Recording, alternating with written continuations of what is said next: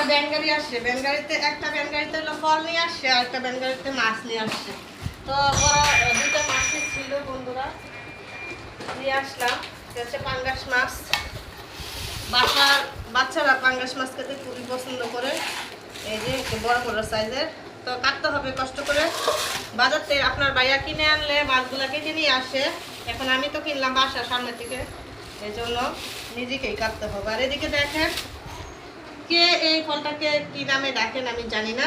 আমাদের কিশোরগঞ্জে বাসা এটাকে আমরা আগে ছোটকালে বলতাম ভুগি, তো ঢাকা শহরে এসে আমরা বলি লটকন। তো লটকনটা দেখে আমার খুবই পছন্দ হয়েছে, যেহেতু বাসার সামনে আসে গাড়ি নিয়ে, হাতের কাছে পাওয়া যায়, এজন্য কিনলাম বন্ধুরা। এই দেখেন, আমার তো এটা খেতে, এই ফলটা খেতে খুবই ভালো লাগে। কার কার ভালো লাগে অবশ্যই কমেন্ট করবেন। এই দেখেন একবারে বড় বড় সাইজ, নিজের হাতে কেনার মজাই আলাদা, তাই না?